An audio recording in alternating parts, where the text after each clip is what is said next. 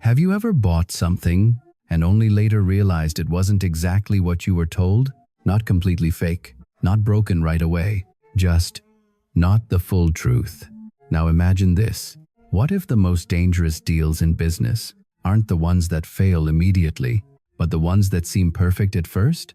Because in the car business, everything is designed to feel right in the moment. The engine starts, the drive feels smooth, the seller sounds confident. You shake hands, you sign, you leave, believing you made a good decision, and for a while it's true. Nothing goes wrong.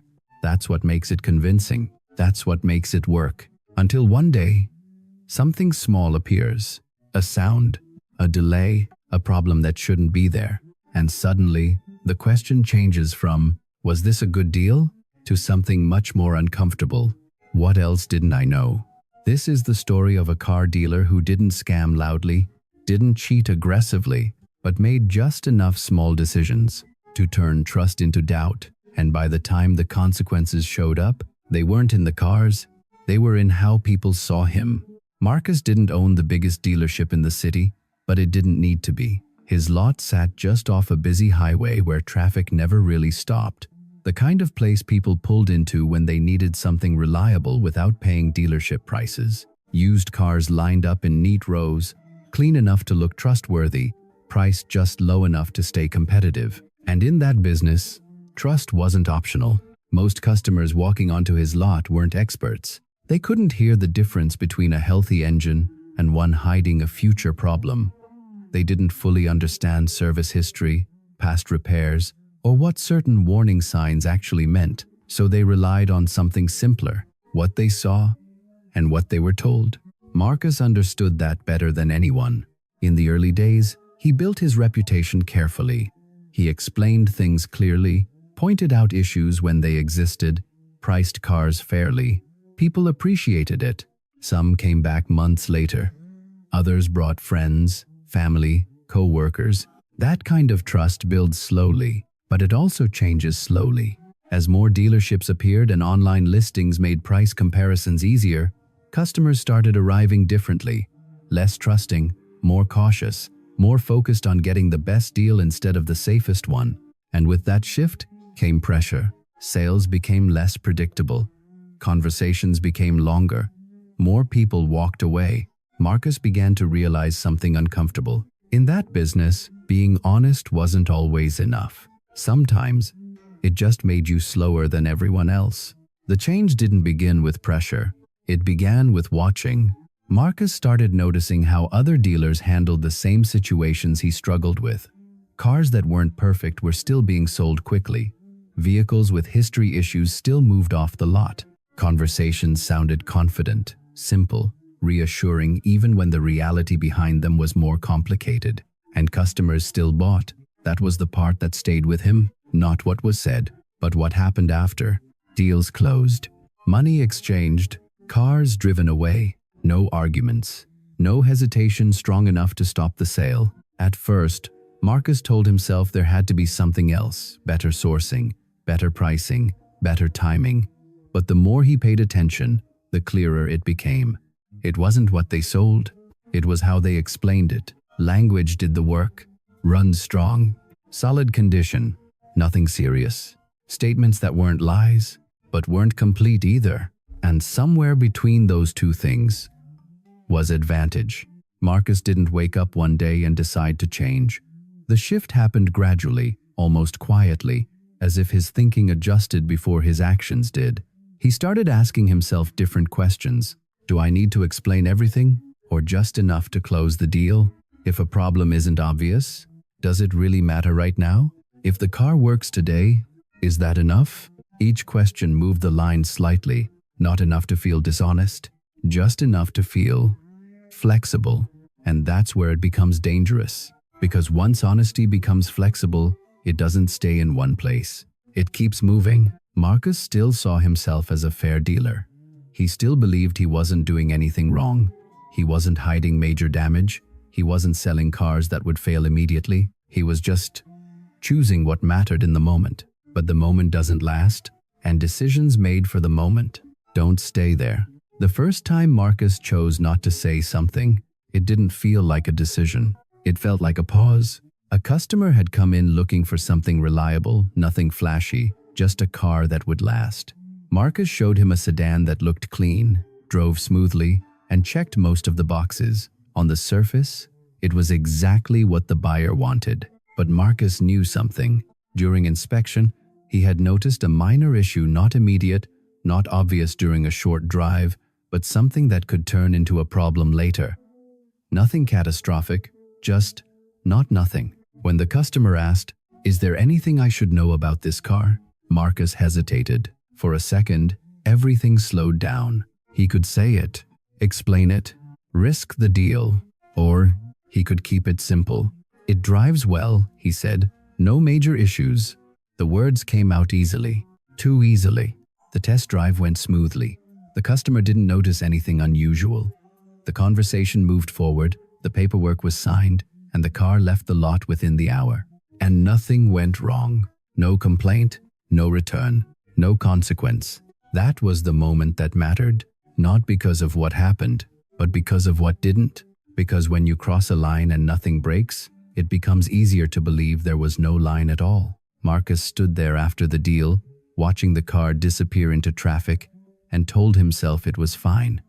The car worked. The customer was happy. The issue wasn't immediate. Everything made sense, at least in that moment. But decisions like that don't stay isolated. They repeat, they compound, they become patterns before you realize they've changed something inside you. And if you've ever been in a situation where a small choice felt harmless at the time, you already know how this begins.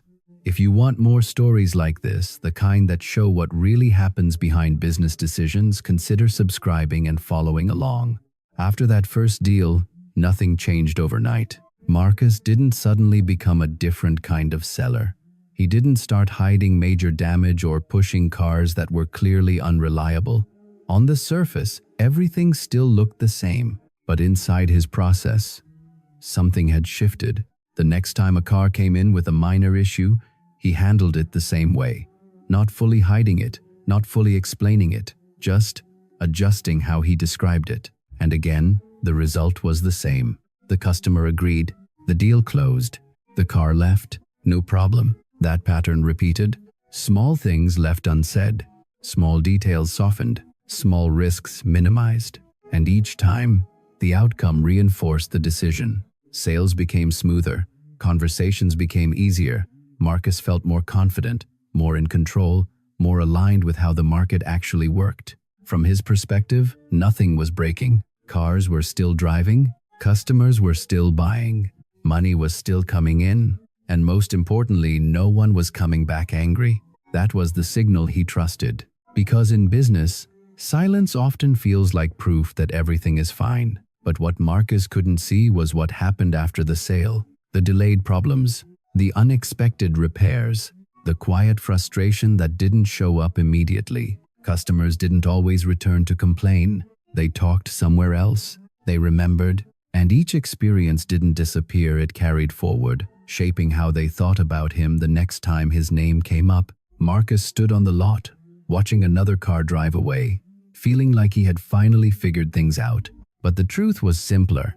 Nothing had gone wrong yet. And that's what made it dangerous.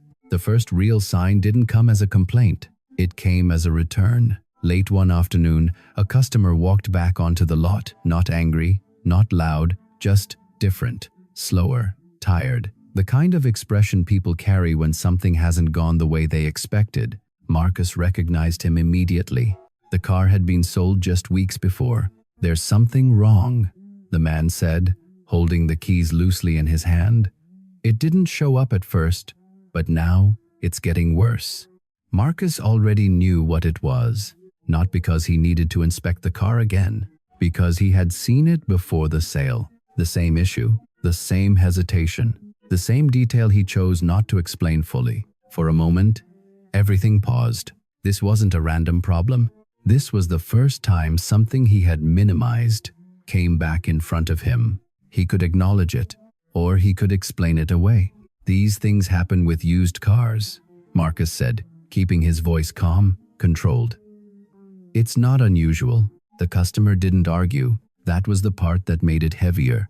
He just nodded slowly, as if the answer didn't surprise him, just confirmed something he had already started to feel. Not anger, disappointment. And that difference matters, because anger reacts. Disappointment remembers. The man left without raising his voice, without asking for a refund, without creating a scene. From the outside, the situation seemed contained. No damage, no escalation, no immediate consequence. But something had changed. Not in the transaction, in the direction, because once the first consequence returns, even quietly, it never comes alone. The consequences didn't arrive all at once. There was no single moment where everything collapsed. No confrontation, no public failure.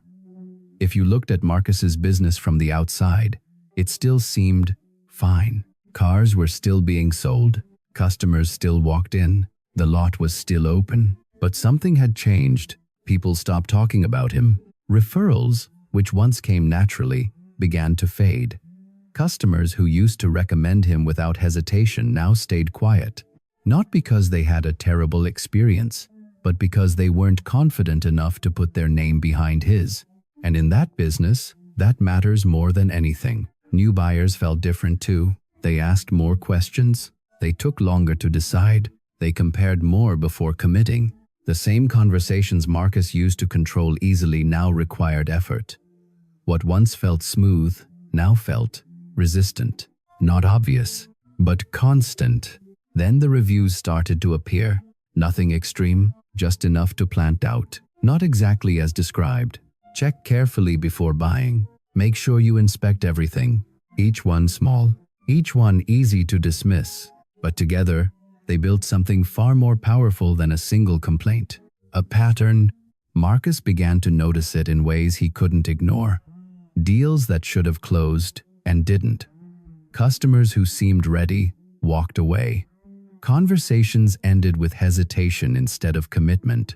The business wasn't collapsing, it was slowing, and that's harder to fix. Because when trust disappears suddenly, you react.